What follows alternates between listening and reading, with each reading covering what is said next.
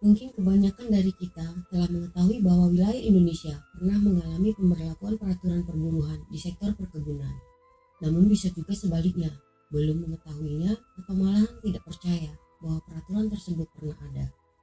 Pada video ini, channel Sarbuksi akan mengupasnya. Tujuannya adalah untuk memberikan informasi sehingga dapat mengambil pembelajaran tentang sejarah perburuan itu sendiri. Mari langsung saja kita mulai mengulasnya. Berdasarkan literasi yang ada, diketahui bahwa industri perkebunan telah berkembang pesat ketika memasuki dasawarsa 1880-an dan berpusat di Sumatera Timur. Saat itu, negara kita merupakan jajahan Belanda yang dikenal dengan istilah kolonial Hindia Belanda. Setelah sebelumnya pada tahun 1870, pemerintah Hindia Belanda mengeluarkan Undang-Undang Agraria atau Agrarische yang tujuannya untuk mengambil alih dan menguasai tanah rakyat melalui politik kontrak konsesi tanah, khususnya antara Sultan Delhi dan pemerintah Hindia Belanda. Sehingga semua urusan hukum menjadi diserahkan kepada pemerintahan Hindia Belanda. Hal ini mengakibatkan meningkatnya jumlah hak konsesi atas tanah yang berupa hutan dan lahan tidur, seperti di Delhi, Serdang, dan Langkat menjadi areal perkebunan tembakau. Sebagai dampaknya, terjadi peningkatan kebutuhan tenaga kerja, serta meningkatnya kebutuhan terhadap akses transportasi. Hal ini mendorong bermunculannya perusahaan-perusahaan perkebunan dalam waktu 15 tahun, yakni antara tahun 1864 sampai 1879, terjadi peningkatan jumlah perusahaan perkebunan dari 79 menjadi 102 perusahaan. Untuk melengkapi kebijakan ini, pada 13 Juli 1880 di Bogor, dibuat peraturan yang dikenal dengan nama Kuli Ordonansi nomor 133 tahun 1880. Dokumen ini masih tersimpan pada Arsip Nasional Republik Indonesia. Peraturan ini memuat aturan-aturan lengkap tentang penggunaan dan pemanfaatan tenaga kerja guna kepentingan perkebunan dan aturan pemidanaan. Di dalamnya antara lain disebutkan bahwa siapapun yang berusaha melarikan diri akan ditangkap polisi dan akan dibawa kembali ke perkebunan. Apabila mereka melawan, mereka akan diangkut secara paksa dan akan mendapat berbagai hukuman termasuk fisik. Aturan-aturan hukuman ini menjadi sistem hukum yang disebut penali sanksi yang merupakan jaminan dan bentuk perlindungan investasi kepada para pengusaha perkebunan. Kuli Ordonansi nomor 133 tahun 1880 terdiri dari 14 pasal mengatur hak dan kewajiban pengusaha dan para kuli yang berasal dari tempat lain di wilayah Sumatera Timur. Pasal-pasal tersebut mengatur tentang bahwa data kontrak kerja harus dibuat secara tertulis dan lengkap, mencatat nama, usia, kebangsaan, dan asal-usul. Memuat lama waktu kerja selama 10 jam dan lama masa kontrak tidak boleh lebih dari 3 tahun. Harus mengetahui nama perusahaan yang akan mengontrak mereka dan di daerah mana mereka ditempatkan, disepakati secara sukarela dan tidak ada paksaan. Untuk kontrak yang dibuat di luar negeri hanya diterima oleh Kepala Pemerintah Sumatera Timur apabila pendaftaran sudah memenuhi persyaratan. Jika tidak, maka para calon pekerja akan diinterogasi dan secara sukarela boleh menandatangani kontrak. Dalam pendaftaran model ini, maka setiap pekerja kuli membayarkan 1 gulden setiap bulannya untuk disetorkan ke kas negara. Memuat tentang jenis pelanggaran, yakni para kuli tidak diperkenankan meninggalkan areal perkebunan tanpa izin pengusaha perkebunan, harus patuh mentaati semua peraturan, harus menyelesaikan semua pekerjaan yang telah dibebankan, tidak boleh melawan atau menolak, serta tidak boleh melarikan diri. Sanksi dan hukuman, kalau sekiranya para kuli melawan, maka mereka akan diangkut secara paksa dan akan dibawa lagi ke perkebunan, dan berbagai keputusan pengadilan akan dijatuhkan. Hukumannya dapat berupa kerja paksa atau dapat pula dengan memperpanjang kontrak dari perjanjian yang sudah ditentukan. Untuk perlawanan dan penghinaan atau ancaman terhadap pengusaha atau pengawasnya, melakukan gangguan keamanan, hasutan untuk disersi atau melarikan diri, atau penolakan bekerja, perkelahian, mabuk, dan tindakan lain yang mengganggu ketertiban dianggap sebagai pelanggaran, dan pelakunya dihukum dengan denda uang maksimal 25 gulden atau dengan bekerja paksa pada proyek umum tanpa upah maksimal 12 hari. Kuli yang untuk pertama kalinya karena alasan melarikan diri atau disersi dijatuhi hukuman. Bisa menghindarinya apabila secara sukarela kembali kepada pengusaha dan atas persetujuan penggugat. Akan tetapi pekerja yang karena pelanggaran atas kontrak kerja dilakukan untuk kedua kalinya, ia akan dihukum dengan kerja paksa tanpa rantai selama 3 bulan sampai setahun. Memuat kewajiban pengusaha, yakni wajib memperlakukan para kuli dengan baik, membayar upah secara teratur, melengkapi kondisi perumahan dan perawatan kesehatan, memperhatikan air mandi dan air minum, serta memberi kesempatan untuk mengajukan keluhannya kepada pemerintah apabila diperlukan dengan pemberian izin tertulis. Tetapi izin ini tidak wajib untuk diberikan kepada lebih dari 3 orang pekerja kuli sekaligus. Harus melengkapi setiap kuli dengan sebuah kartu yang memuat nama, tanggal mulai bekerja, dan masa kontraknya. Berkewajiban memberikan surat pemberhentian pada akhir masa kontrak dan dalam waktu 3 hari dan paling lama 8 hari setelah pemberhentian itu, pengusaha memberitahukan secara tertulis kepada kepala pemerintah daerah, membuatnya dalam daftar pemecatan. Mengatur sanksi kepada para pengusaha, yakni apabila mempekerjakan para kuli melebihi jam kerja yang telah ditentukan, dikenakan hukuman penjara, atau bisa pula dengan membayar denda maksimal 100 gulden atau kontrak dianggap batal, dan pengusaha harus mengirimkan mereka kembali ke tempat asalnya dengan biaya seluruhnya menjadi tanggungan pengusaha. Namun, pekerja kuli tersebut masih boleh tinggal di perkebunan bila mana kepala pemerintahan mengizinkan. Mencantumkan hak pensiun dan hak cuti 12 hari dalam 1 tahun. Apabila kontrak kerja habis, mereka harus segera dikembalikan ke tempat asalnya. Biaya keseluruhannya ditanggung oleh pihak pengusaha perkebunan. Pengusaha tetap bertanggung jawab merawat para kuli sampai saat pengirimannya kembali. Bila mana ada yang ingin memperpanjang kontraknya, ia harus menandatangani surat perjanjian yang baru tanpa mendapat tekanan dari pihak pengusaha. Peraturan kuli ordonansi selalu diubah untuk melengkapi peraturan kuli. Tujuannya agar didapat peraturan yang lebih baik. Perubahan tersebut adalah sebagai berikut. 1. Statblad nomor 133 tahun 1880. 2.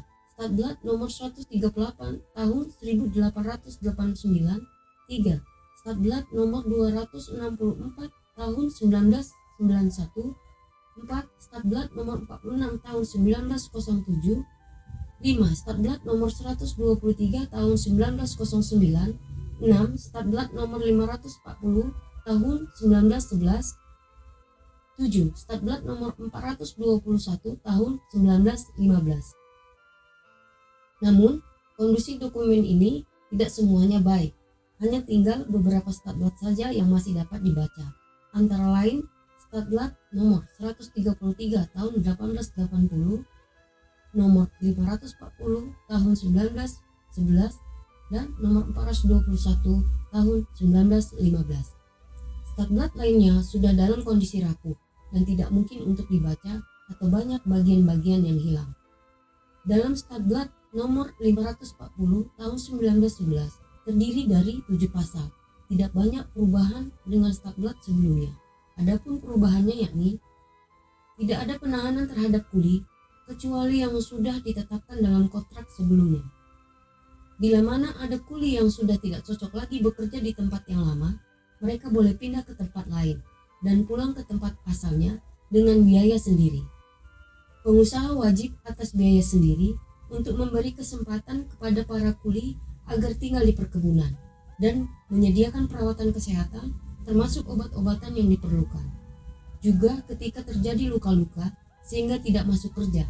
Selain itu, pengusaha juga wajib memperhatikan kebutuhan air minum dan air mandi. Kemudian, pada tanggal 22 Juni 1915, dari Bogor diterbitkan lagi Statblad nomor 421 yang terdiri dari 26 pasal, mengatur tentang hak dan kewajiban pengusaha dan pekerja pribumi dan mereka yang dipersamakan di wilayah tersebut, atau dikenal juga dengan nama Peraturan Kuli Pantai Timur. Dalam Statblad ini ditambahkan tentang hal penandatanganan surat ikatan kontrak, upah yang disepakati, serta semua hutang pekerja harus dicatat dan daftarnya diserahkan kepada kepala pemerintah wilayah dan kepada para pegawai dari Inspeksi Tenaga Kerja. Pada setiap kontrak mencatatkan penawaran bagi kuli untuk pindah tempat kerja apabila mereka tidak cocok dengan tempat kerja atau mungkin ada kasus lain. Apabila permohonan kuli dikabulkan oleh pengelola, maka secara otomatis kontrak sebelumnya batal. Para kuli diberi uang panjar yang jumlah maksimalnya ditetapkan oleh kepala pemerintahan wilayah. Bila mana para kuli bekerja di luar jumlah jam yang telah disepakati, mereka harus mendapat upah lembur yang hanya bisa dilakukan atas permohonan pengelola dan persetujuan kuli. Jumlah upah yang diberikan kepada kuli harus ditetapkan per hari kerja dengan pengertian bahwa kuli memiliki hak atas upah harian, atas hari libur dan hari besar. Tidak ada potongan yang boleh dilakukan oleh pengusaha, pengelola, dan stafnya kepada kuli. Juga upah yang diberikan dibayarkan langsung secara teratur. Dari sebagian upah kuli yang dibayarkan dalam bentuk uang, penyisihan atau pemotongan untuk pembayaran pajak, dan yang sesuai kontrak kerja saja yang diizinkan dilakukan. Selain perawatan gratis dan pemberian obat-obatan gratis, para kuli diperbolehkan tidak masuk kerja bila terjadi kecelakaan yang dapat mengganggu aktivitas kerja. Apabila mereka tidak bekerja, baik karena sakit maupun sebab-sebab lainnya seperti cuti, menjalani hukuman, atau alasan-alasan lain, akan diperhitungkan dan dikurangi dengan 1/10 masa kontrak.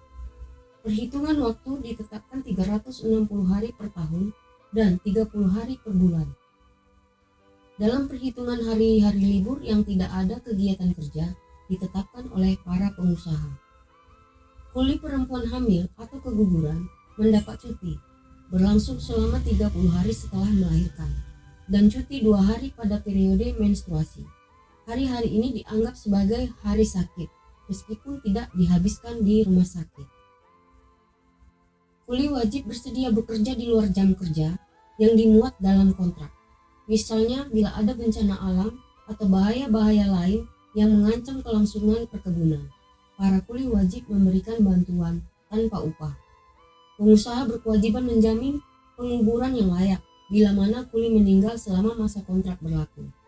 Selain itu, pengusaha wajib membuat surat pembubaran kontrak kerja. Saat wafatnya kuli dan keluarganya akan dikirimkan kembali ke tempat asalnya secara gratis, kecuali mereka ingin tetap tinggal dengan mematuhi peraturan-peraturan yang ada.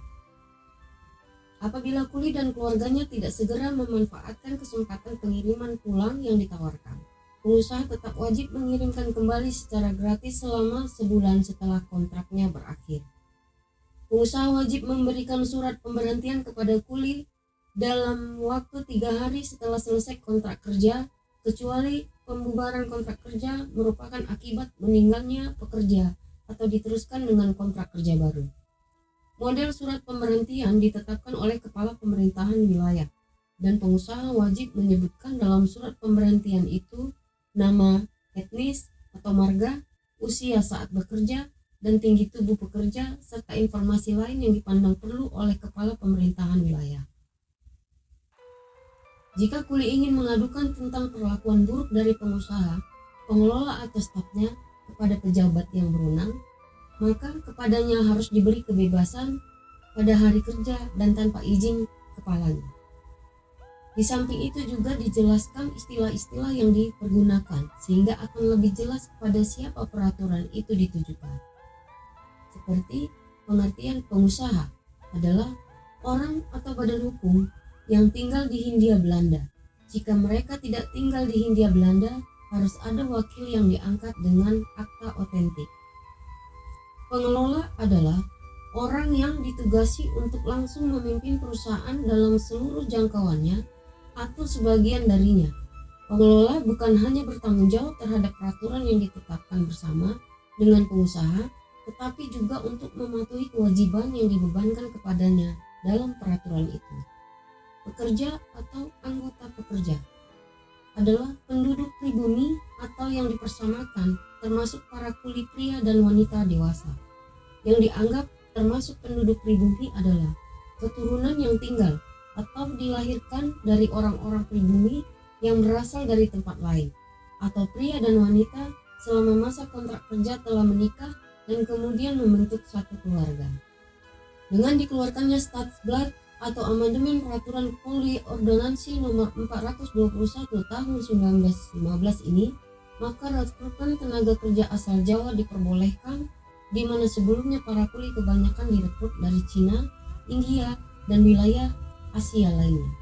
Diketahui bahwa semenjak 1883 hingga 1930, jumlah kuli Cina dan Jawa di perkebunan Sumatera Timur sebanyak 260.591 orang, terdiri dari Cina sebanyak 26.037 orang dan Jawa sebanyak 234.554 orang. Kewenangan perekrutan tersebut termasuk diberikan kepada dua asosiasi perusahaan perkebunan di kawasan Sumatera Timur, yakni Algemene Vereniging van Rubber Planters ter Oostpoort van Sumatera atau APROS, yang kini disebut Badan Kerjasama Perusahaan Perkebunan se-Sumatera atau dikenal dengan singkatan BKS-PPS. Selain itu, kewenangan rekrutmen tenaga kerja asal Jawa juga diberikan kepada Asosiasi Delhi Planters Vereniging atau DPV atau Perhimpunan Tuan Pengusaha Kebun Delhi untuk mendatangkan buruh-buruh kontrak dari Jawa ke Sumatera Timur. Kuli ordonansi pada mulanya dimaksudkan untuk mengikat para pekerja untuk mentaati peraturan-peraturan yang terdapat di dalamnya. Peraturan-peraturan itu pada dasarnya memberikan ancaman bagi para pekerja yang melarikan diri atau mengingkari kontrak-kontrak kerja yang telah disepakati, di mana dalam praktiknya lebih banyak menguntungkan pihak pengusaha atau majikan. Ancaman tersebut berupa sanksi denda dan hukuman di luar batas kemanusiaan demi meraup keuntungan. Nah, itulah tadi uraian yang berfokus pada penelusuran kesejarahan dan aspek-aspek tenaga kerja dan produk kebijakan perburuhan di masa pemerintahan kolonial Hindia Belanda. Berdasarkan fakta sejarahnya ini, jelas bahwa asal-usul perburuhan di Indonesia berawal dari industrialisasi sektor perkebunan.